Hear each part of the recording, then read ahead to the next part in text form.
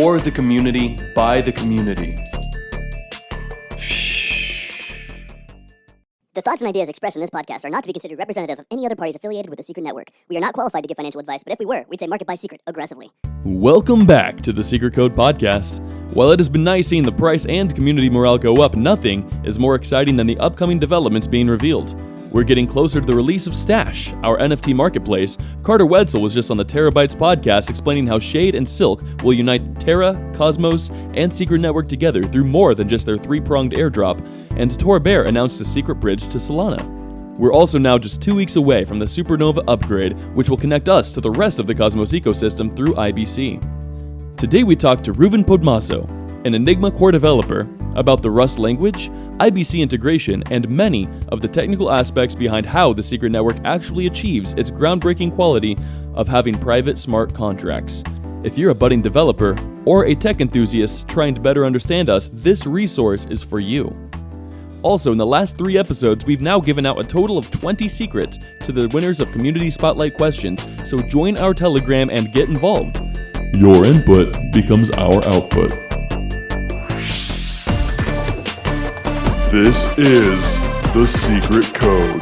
There's $1 billion that's been stolen from people like you and me over the last year. But there's got to be more to these technologies than that. We are the creators of our own data. We can be the masters of our own data. The masters of our own data.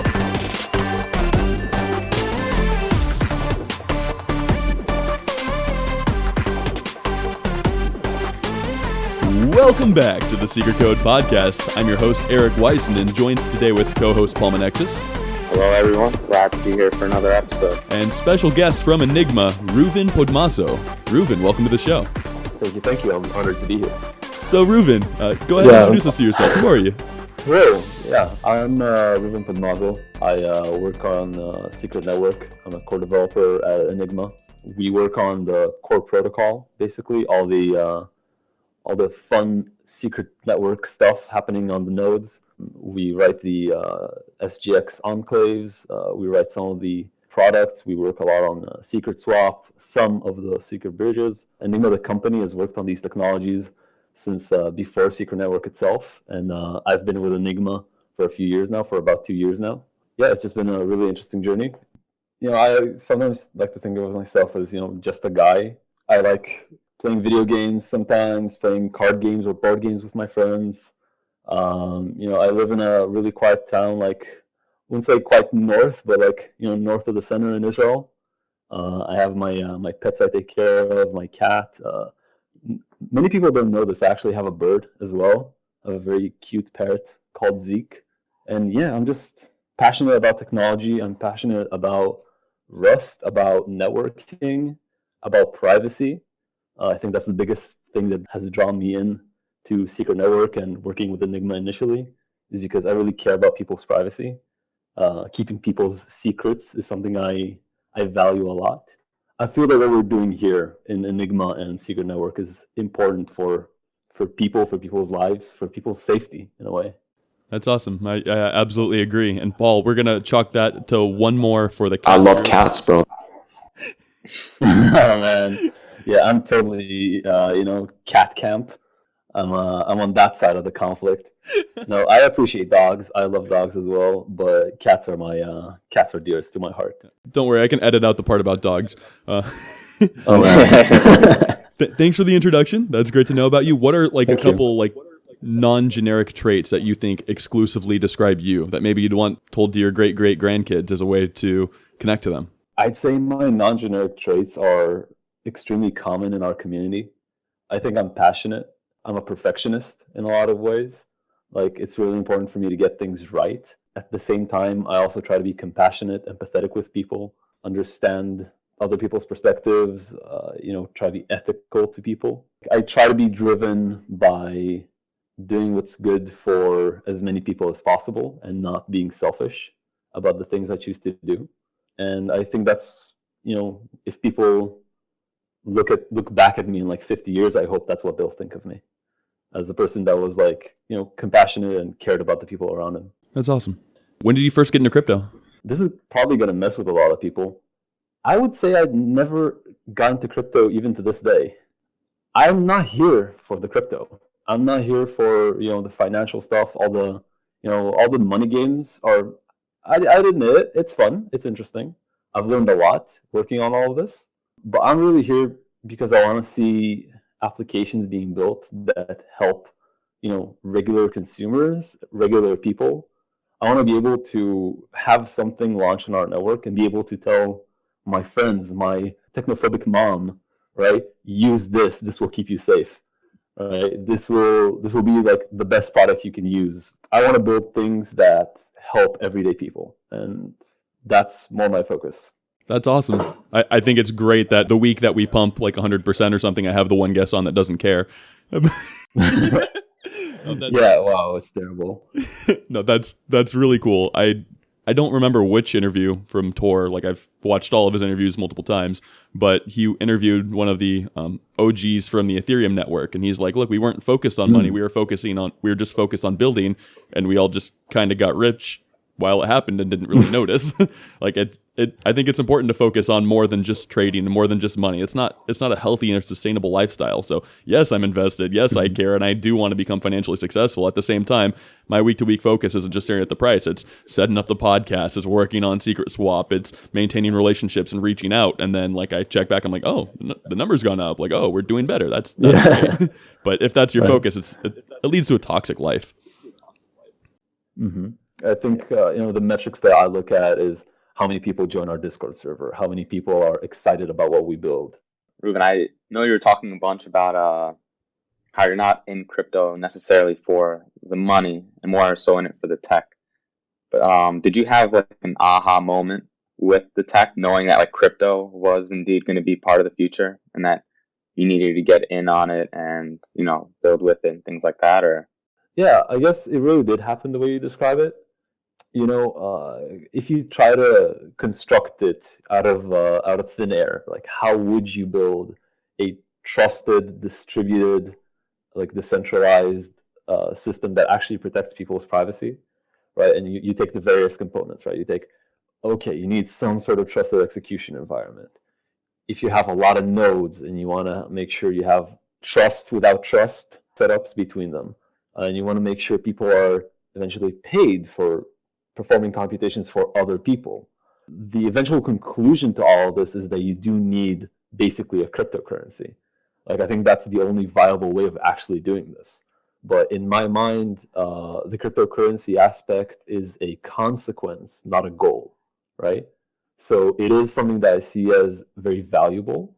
It is something that I see as amazing, and I really do love the tooling that it ends up giving you.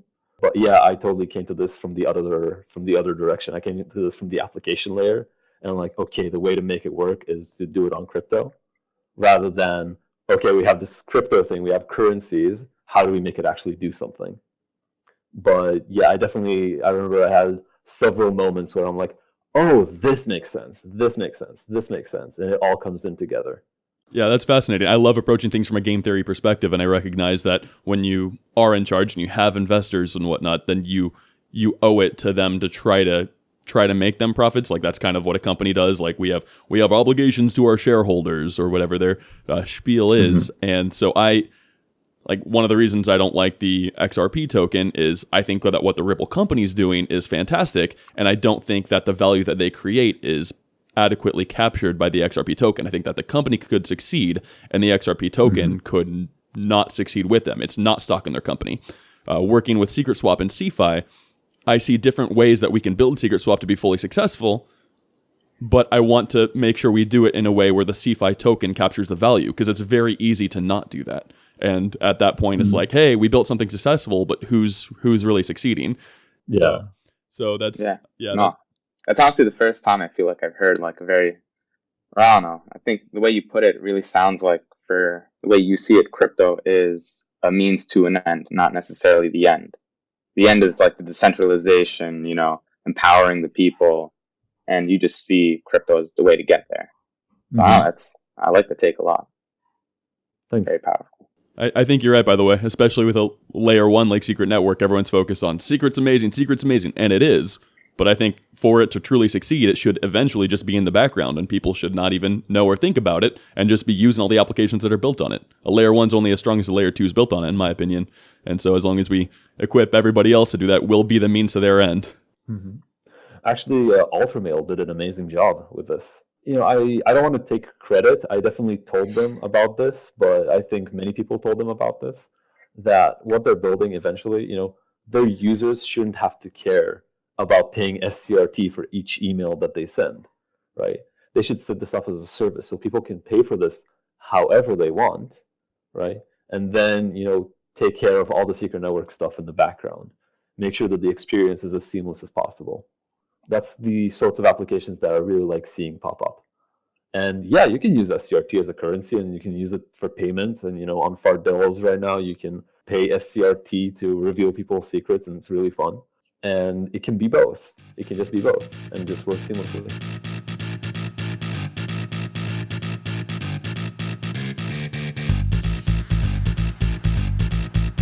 So how did you first get involved with Enigma? You said you've been in for about 2 years. Who was your connection? How'd that go down? Wow, that was weird. So I was working in another company that I was really unhappy in. I felt like I wasn't doing anything important there. They had really bad practices. I was working with some really demotivated people. It was really just depressing to go to the office sometimes. And at the time, I was studying Rust on the side. I was just really interested in it, and I have some background with things to do with privacy, and the company I was working in was, they also dealt with privacy. And at some point, I just got a random message on LinkedIn from Guy, being like, "Hi Reuven, I've seen your description here, your background. I think you might fit the job." And I looked it up, and I was like, "Oh wow, this is really interesting." And yeah, also I went to this random convention about like 2 weeks prior to that, and I ended up meeting a few people that worked at Enigma at the time. Right, I just randomly bumped into them, and we were talking. They were like the Enigma shirts, and I was like, "Oh, what's this cool logo?" And it was really weird. I thought that they remembered my name and told him to find me or something, but I guess that wasn't the case. So he messages me and like, "I think you might fit this job." And I looked them up, and I'm like, "Oh my god, this is really cool," right? And at the time, it was like way before Secret Network. It was called like the Enigma Protocol and everything. And I kind of got hooked on the idea. I was like, I remember I was sitting with myself saying like, "Wow, this is like, is this real? This is like the sort of stuff I want to work on, right? Like protocol level stuff, deep level stuff that actually like enables some things you can really do before." And it was really vague at the time, but it looked really promising. So we just had a few phone calls. I came in for an interview, and got accepted. That's awesome. So I need to make sure I get my LinkedIn set up if Guy's going around just picking people out of. No, that's cool. You've obviously done an incredible job, and he did a good job recruiting you. And I'm glad you found your right fit. You've done awesome here, man. Oh, definitely. That's awesome to hear. It sounds like you really enjoy working as a dev at Enigma. I was wondering, could you talk a little bit more about your experience as a dev? Some basic questions like how are the hours? How's it being based out of Israel and working with people like Cashmani and Asaf? And then it seems like you have a lot of interest in developing the protocol level. What's your experience with developing on that level versus, for Dapps? So before COVID, we used to have more regular office hours, right? We'd show up like, I think it was like 9, 10 a.m. We'd show up at the office, work until the evening, go home. It was like pretty organized. And when COVID hit, we just, we all had our laptops anyway, so we just moved to working from our home offices, our couches, our beds, whatever worked. I ended up buying a new couch because my old couch was uncomfortable, and I had to sit on it for days, right? So the hours are flexible. We found ourselves sometimes like having conversations at like 11 p.m., talking about like some deep technical stuff, like sharing commits, sharing like various tips and tricks or links and whatever. So I guess these days it's all over the place, which it has its pros and cons. We're more available when disasters happen, on the one hand, but on the other hand, we do I do end up spending more time at work than I would otherwise. Working with Asaf, Tom, and Cashmani or Itik is amazing. Like they're really cool guys. everyone in the team has really unique skills, has like a different background that they come from, different technical expertise, and it's really interesting to see how like we basically all have slightly different perspectives on things. Some of us care about front ends more. Some of us care more about just getting shit done as fast as possible. Some of us do care about the rest of crypto. Like most of the team do have more of a crypto oriented view of things, right? So they're like oftentimes we'd be discussing other projects and trying to suss out what's useful about this, how can we do something similar or better, right? And we all kind of have our own perspectives and philosophies about what's right to do and like how should we do it. And it's just really constructive, and it's really I think we all grew off of each other in these last couple of years, ever since we all started working in Enigma. It's been super, super productive. Yeah, that's awesome. It really sounds like a team effort, and then you guys like lean on each other. And the work clearly shows high quality, high throughput output. But building on that, I know you talked about Rust in particular. And I feel like especially some developers might have some exposure to it, but there are also plenty that have very little knowledge about it. So I was wondering if you could talk about Rust and the role it plays, being the language of secret contracts and CosmWasm, and just your overall view on it. What do you love about Rust? It's interesting. Rust is a newcomer to the programming language game. It's only been around in a stable version since 2015, which is like, yesterday in a lot of ways, but also decades ago in others. And I'd say it's only been usable for what we're actually doing very recently, like about 2 or 3 years. I've worked with it for so long that everything in it just seems obvious to me at this point. But obviously, to most people, half the code just seems foreign.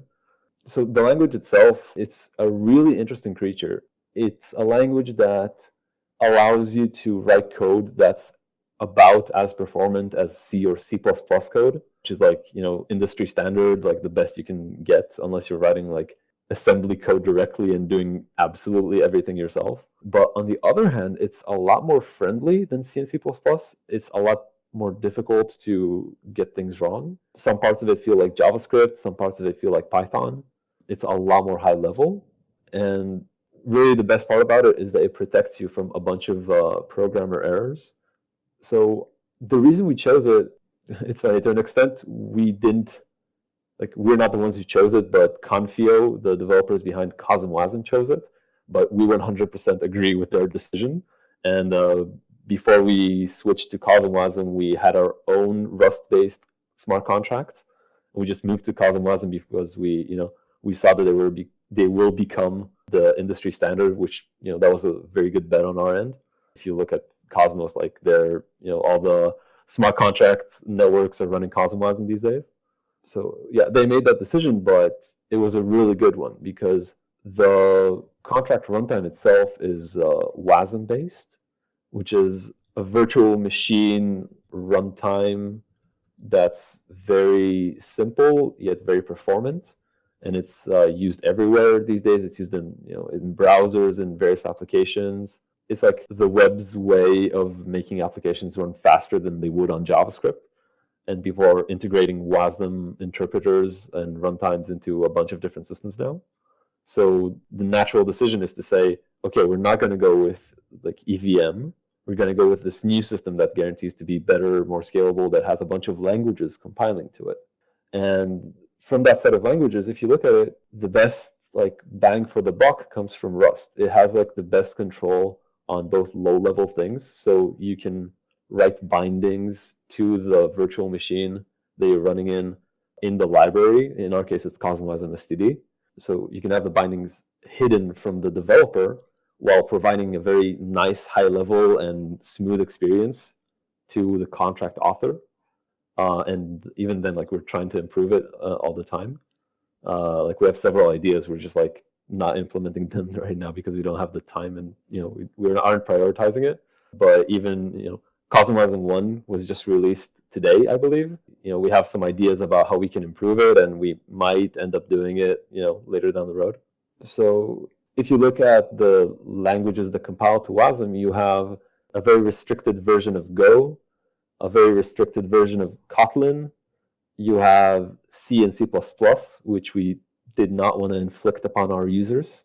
And then you have some more niche things like, I think it's called assembly script, which is like a JavaScript-esque language. But eventually, because we all had experience in Rust, that's what we ended up building. If you compare Rust to Solidity, for example, there's a lot of subtle things that Rust does better. Everything from defining messages in a much clearer way to just doing integer operations correctly and allowing you to choose, like, do you crash? Do you bug out? It makes things so much more explicit. It just holds your hands and makes sure that you don't fall off the ledge. Yeah, no, that's awesome. I myself have just been getting some exposure to Rust. I've been going through some courses, going through the documentation. They actually have great documentation. It feels like, again, the people who created the language are almost holding your hand when you walk through it. So They do a great job of onboarding new developers. And, like you were saying before with the developers trying to pick it up and how it protects you from specific developer errors, like especially with memory. It almost exposes you. A lot of developers might not even be aware to some of these vulnerabilities. It almost feels like I'm bowling, except instead of like guardrails, it's like a guardrail like just perfectly down the center. I can only fit the bowling ball. That's it. Like it's not even, there is no room for error. So it's a fun experience to learn. And to be honest, I think it is one of the languages of the future. And I'm very glad that I'm starting to learn. I feel like it's awesome. That actually brings us to our community spotlight question. Community Spotlight. Thanks to Cosmo Joe. The question is, what advice would you give to someone who wants to start developing with little prior knowledge? And so if you want to talk about developing smart secret contracts, learning Rust, do you need to be an intermediate or expert for Rust? That's a common question usually. And how does it differ from traditional apps, developing these blockchain dApps? So I would say that you don't need to be an expert and you don't need to be intermediary even. You need to know how to code. If you have any prior experience with programming, you can kind of jump into it. Again, one of the nice things about Rust is that it doesn't always force you to know everything. And worst case, it tells you if you're doing something wrong. So we've seen several developers that had literally no prior programming experience learn a bit of Python, learn the ropes a bit about what programming is and how code looks like. And they were able to start writing, some basic secret contracts, some basic applications. Nothing in production yet, as far as I know, but the interfaces that a programmer encounters when starting to work with CosmWasm are relatively simple. You don't need to know about generics and lifetimes until you get into some more complicated things. So just to get started, really all you need to know is a bit of basic programming and either read the first few chapters of the Rust book, like the big educational book about Rust, or even just look at some code examples, and you'll get the hang of most of it. Then when you start running into weird errors and like cases that you don't know how to deal with, then you might need to read a bit more. But I think it's not the most beginner-friendly language out there, but it's definitely better than a lot of other ones. Thank you. And thank you, Cosmo Joe, for the community spotlight question. That's a good one. And we've got lots of inquiries now about people who recognize this as the future and do want to start getting involved. So, Reuven, thank you for the heads up, and we'll relay that to the community. Awesome. Could you talk about Secret Network's privacy model and the robustness of the network? Trusted enclaves versus other models, and what is the impact of involving something like SGX? The privacy model of the Secret Network is that when you send a message to the network, that message is encrypted with an ephemeral session key. That basically means that only you and the code running in the trusted enclave can see the message that you sent. The part of the message that's encrypted is not the full protocol level message, but only the message that you send to the secret contract itself. The computation in the secret contract runs inside the trusted execution environment, the SGX enclave.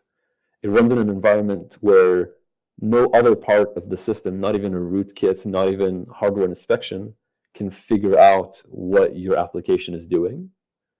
And finally, the outputs are encrypted in a way where they're stored encrypted on the blockchain, but only you, the person that originally initiated the transaction, can possibly decrypt them. On top of that, everything that the contract saves to storage is encrypted using a key that's only available to the contract.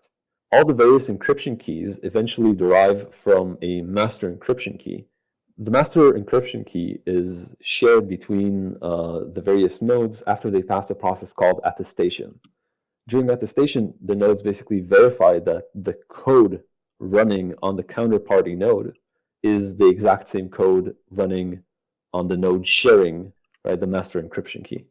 There's a lot of technical detail here that I can't really go into on the podcast, and you can ask us and you can find some technical documentation on this. But basically, the whole process verifies that the only entities out there that can ever access the master encryption keys are entities that are identical to the rest of the network. So no other piece of code running in any environment that's not an Intel SGX trusted execution environment can ever access this key. That's basically the root of the privacy model.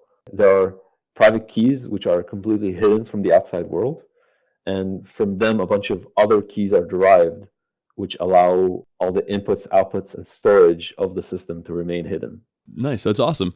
Now, with so much more processes taking place here to make sure that everything's encrypted and that then you attest to make sure that the right outcome's been achieved and whatnot, this does seem, and I expect it to be, much more complicated than most blockchains. How is that going to affect scalability in the future as we gain mass adoption and just going forward with more transactions? So we saw with the release of Sienna Network, combined at the same time with the inflated rewards for a secret swap, that block time slowed down and nodes were struggling. How will scalability be hurt or succeed going forward? So basically, we have several barriers to scalability here, several things making our performance less good than we'd like it to be. First and foremost, the SGX component itself does slow down execution. Whatever it is that you'd run in SGX is going to run slower than it would natively. On top of that, currently fully compliant SGX components are only available with somewhat weaker machines than the highest end machines. So we can't use fancy machines like Terra Network would use. We can't use the best CPUs out there because we are constrained to only specific lines of hardware. And it's been giving our validators plenty of headaches trying to get their hands on this hardware. And on top of that, indeed, all the encryption protocol, all the various things that need to happen correctly in order to make sure that there's never a leak, that nothing that should stay private ever gets out, that entire process has a lot of overhead. Like, I remember doing some measurements, and most of the time in the enclave is spent just making sure everything's correct and not actually running the code itself. So far, this has impacted our performance. It has impacted our options for scalability. But in our next update, we will be releasing a new version of our enclaves where we have managed to cut down some of the performance issues. We've managed to basically optimize a lot of the process. We managed to cut out a lot of logic duplication, for example. We managed to make some processes more efficient. We managed to use some really clever caching as well to cut down on round trip costs in various parts of our code base. So we are trying our best to make the throughput of the network better, but we will eventually run into scalability issues with SGX itself, with just how much juice you can squeeze out of that component. I think that looking forward, our only options are going to be some sort of sharding, maybe something fun with IBC, maybe run multiple secret networks running in parallel and talking to each other in some way so that computations can happen in parallel. So you don't have to run all the secret computations on all the nodes. So I'd say we have scalability issues in our horizon. We see them, we're aware of them, and as we get to them, we already have some things planned, ways to cross the bridge. So yeah, about your kind of scalability solutions, I'm familiar with Ellipsis Protocol, which is, I know, planning to make some improvement after IBC is enacted, where it would be kind of a parachain, like a side chain of secret network that would host larger transactions at a slower time. So it might take longer, but if it takes a minute and could have way more data go through in that transaction, then send it back to the secret network chain, that would help, obviously. But then you also actually on Twitter yesterday, or the day before, we're talking about the idea of, because we can have private keys on like public blockchains and whatnot, you could actually split transactions up over multiple blocks. Could you walk me through that? I didn't really understand it, but that sounds fascinating. Oh yeah, that tweet was abridged. I tried to squeeze in as much of the essence of the idea as possible, and I think there's very few people in the community that can actually fully visualize what I was describing there. So if I describe it in some more detail, the idea is that it really relates to the running all the computations on all the nodes issue. Transactions on Secret Network run on all the nodes. All the validators sign them, and all the nodes, API nodes, following the network, they all have to make those same computations. So whenever you make a transaction, everyone repeats it. Queries, on the other hand, are free, basically. They're not computationally free, but they're gas-free. They're not considered transactions. And they only run on one node, the node being queried. You can do some fun stuff with this. So in other networks, right, if you want to make a computation off-chain, right, you can just download the information from the chain, make the computation, post the result, right, and just tell the contract, hey, all this information you've collected, this is the conclusion of running some computation on it. In our case, we can't do that, right? We want to make sure that people's privacy is protected. We don't want to write applications where there's basically a backdoor where the admin can just fetch all the information, run some analysis on it, and just tell the contract, hey, this is the result of the analysis. We want the contract to somehow do this. So I was actually talking to a community member that ran into some issues where he actually has a large amount of data, a large amount of entries that he wants to do some processing on. And I was trying to figure out how can we fit this in a block? How can we fit this big computation on the network? And then I realized that you can keep everything private if the contract creates a private key, a random private key. You can do that because, again, all the inputs, outputs, and state are private. So there's a common pattern where, as part of the secret input, you add some random entropy, and that entropy is added to a randomness pool, like an entropy pool, and that's used to create random numbers. That's already a common pattern on the network. It's pretty amazing in itself. But then I realized, using that same system, you can create private keys, which Shinobi Protocol are also doing. And using those private keys, the contract can sign whatever it wants, right? Or it can encrypt data that it generates somehow. So what if I got the contract to do some data processing in a query, right? It's running off the network. It's running on just one node.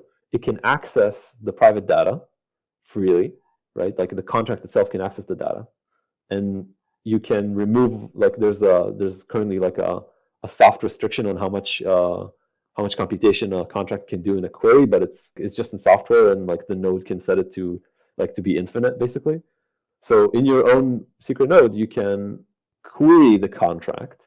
In the query, the contract can just do as much as it wants, get the result, right? It's not running on chain. You're not paying gas for it. It gets the result. It encrypts it. It signs it with its private key that's only available to the secret contract. You then take that encrypted signed result. You post that to the chain. The contract can then see, oh, I signed this. It's encrypted correctly. No one ever saw this result except me running on the chain. That must be the real result. Let's act based on this. Let's save this on the network.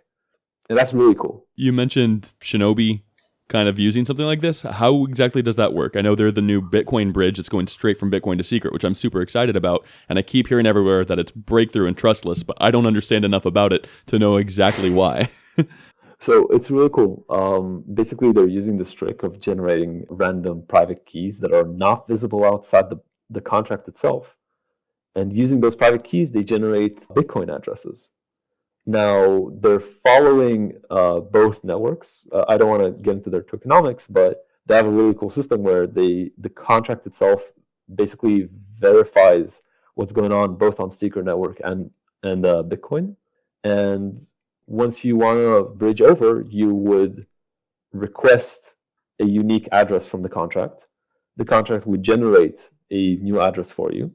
You then send Bitcoin or secret to that address. And several minutes or hours later, once the contract verifies that that transaction indeed happened on the real network, it signs a transaction from that same address, from that unique new address, that releases the money on the other side. Would this work on any type of bridge we tried to make? I know we've already have a couple bridges and we're working on more. Like, is this a model that we should use to replace previous bridges or use for everything going forward? It is a model that we can use in all the other bridges. I think that's something that we're not going to do because the UX is a lot slower. I think Bitcoin users are used to high latency, right? You make a transaction and it only, goes through like an hour or so later. And with the Shinobi Bridge, it'll be even slower, like not by much, but it's going to be even a little slower than a regular Bitcoin transaction, which for a lot of people is going to be worth it, right? Right. But for users coming in from other networks which are faster, I think that's going to be unacceptable UX. So it's really a question of where the demand is, if people want this to exist. And there's definitely room for having both, right? Mm-hmm. You can have like secret Ethereum and trusted secret Ethereum or trustless secret Ethereum, right? That's like, this Ethereum is like no one controls this. There's no bridge you can take down. It's going to keep running forever, but it's going to take a while to bridge. No, I definitely like the fact that especially the Binance Smart Chain bridge is so fast, and that's something that people can use better for arbitrage opportunities and eventually just like cool routing techniques that could be built. So thanks for walking me through that. That's really exciting. I'm glad we're getting such an awesome Bitcoin bridge and that Bitcoin holders will, like Monero holders, be able to get into private DeFi, something that many of them will find much more valuable than the current opportunities available for them. Awesome. So I have actually a couple questions. So for the bridge for Bitcoin, you said that it's going to be a bit slower, a tiny bit slower than just a regular Bitcoin transaction. Is that just because it involves Bitcoin? So it's going to be whatever the Bitcoin transaction would be in terms of time plus the small amount in secret? Because then, would it really be that much slower on, if we did it with ETH? Or would it still be a little bit the hour and 30, even if we did it with ETH? Where's that extra time coming from? The extra time comes from the fact that it needs to be validated on secret, as you described it, but also because someone needs to submit the new state of the chain to Secret Network, to the Shinobi contract. Basically, what happens is that they allow anyone to submit blocks to be verified to the contract, and the contract acts based on that.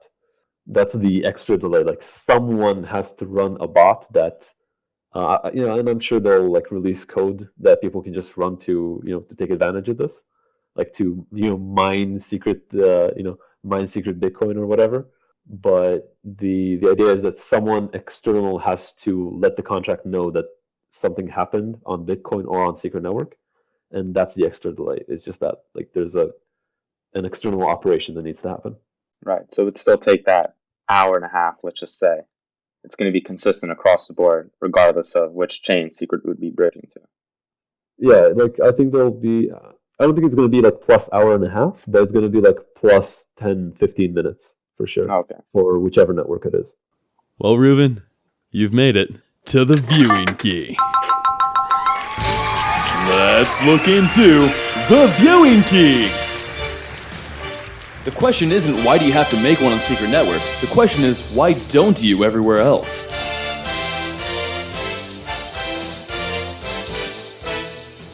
You think you could redeem Enigma from a soft, brutal failure? So, how many project releases are on the roadmap for the month of November?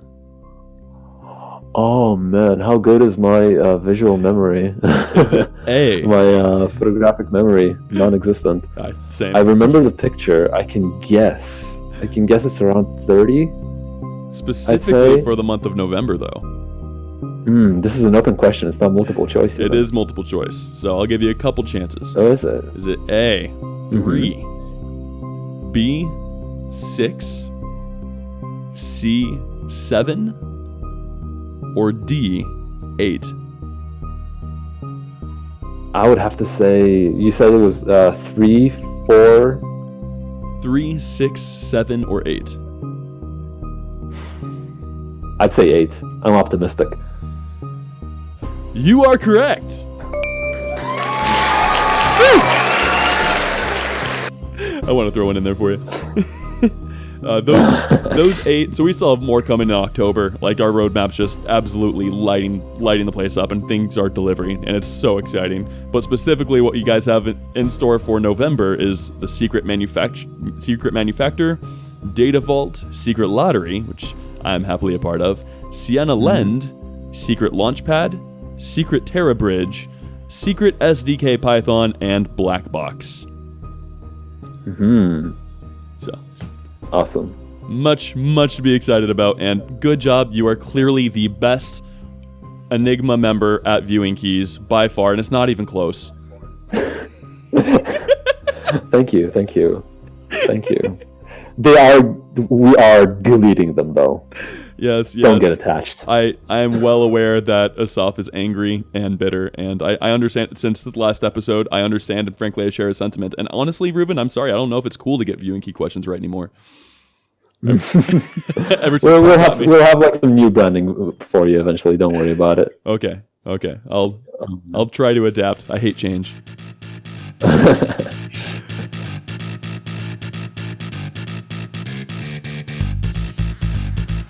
All right, moving on. Could you talk about which projects for the network you currently are personally involved in, like what you're focusing on? Currently, I'm working on our update for the core network itself. It's called people have called it the IBC update, the Stargate update. We call it the Supernova upgrade. Basically, we're going to be pushing a lot of new stuff. We ended up, unfortunately, splitting it into 2 parts at this moment because some of them ended up taking a bit longer than we wanted to.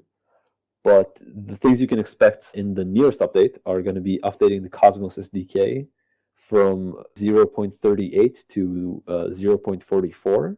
This is going to bring in just a bunch of performance improvements on the protocol level.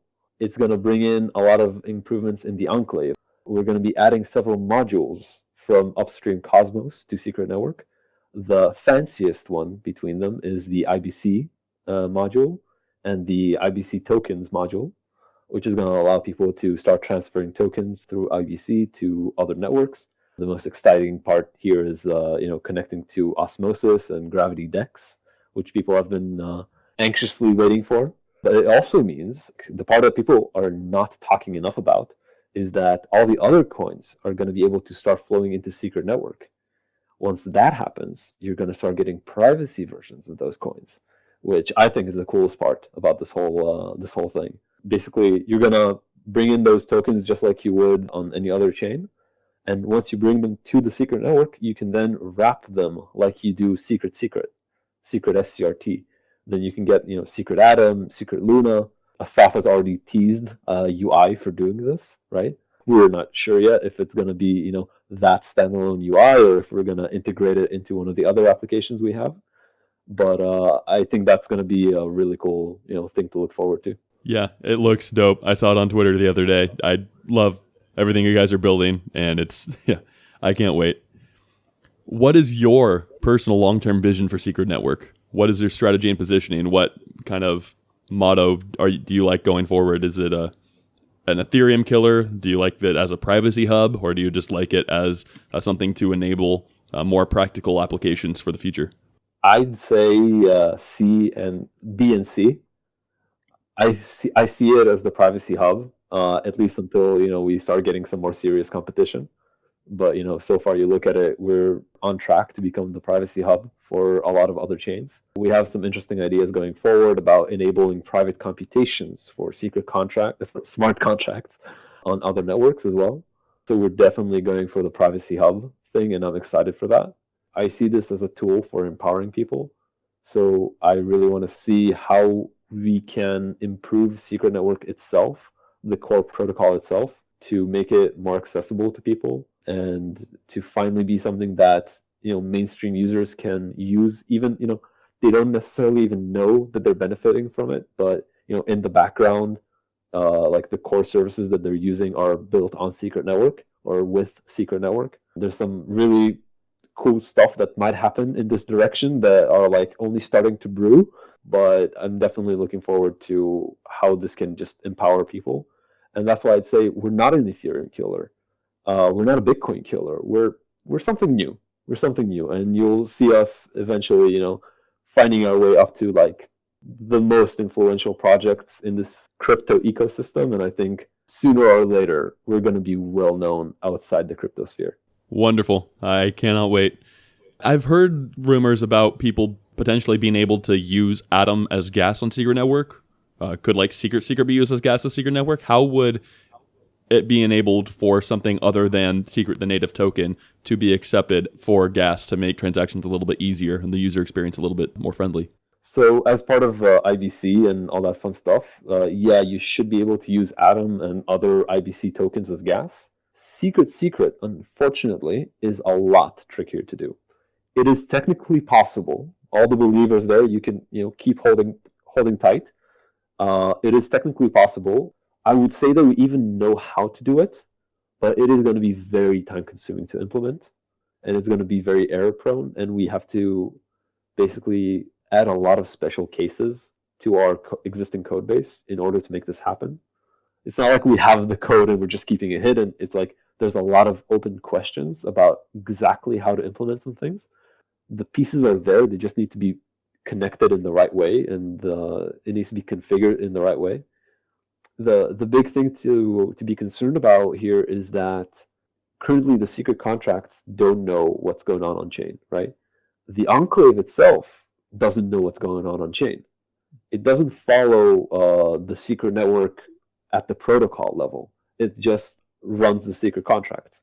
So we will have to basically connect those two separate worlds in some way.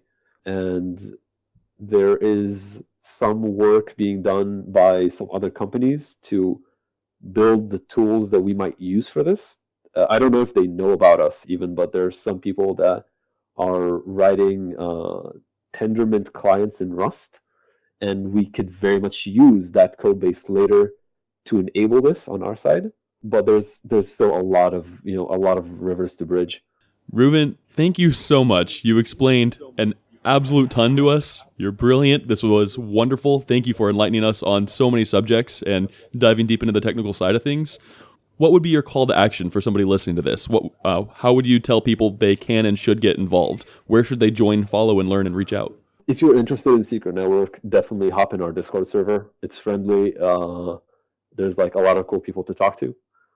Read about us. See if this tickles you the right way. If this is something that you think can be useful to you or to people you know. If there's things you wanted to do in this in the crypto sphere, maybe you've had applications you want to build, but you're like, I can't do this here. There's a good chance you can actually do it on us. Check us out. If you're a developer, right, chase that dream. I actually never went to university to study. I am mostly self-taught. I took a few courses, and I'd say I hardly use anything I learned there in my day-to-day. Keep studying. There's amazing resources out there.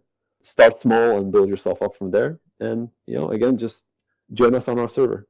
Then lastly, how could people reach out to you? What's your Twitter handle? What platforms are you most involved in? So on Twitter, you can follow me at Secret Reuven, right? Reuven. Terrible spelling. You can find me on Discord. If you join our community Telegram, you can tag me there if you want, but I'm not that active over there.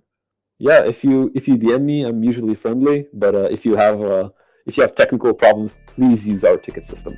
Fair enough. Reuven, I really appreciate having you on the show. This has been awesome, man. Awesome. Thank you very much. It's been a huge honor, and you guys are awesome. I'm a huge fan. Thank you for deciphering the secret code. For the community, by the community.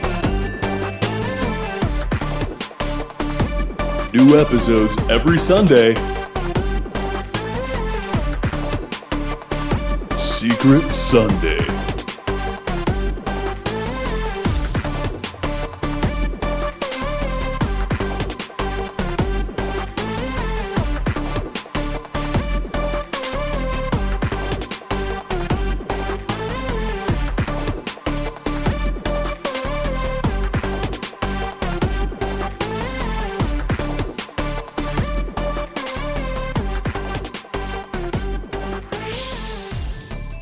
like big butts and I cannot lie.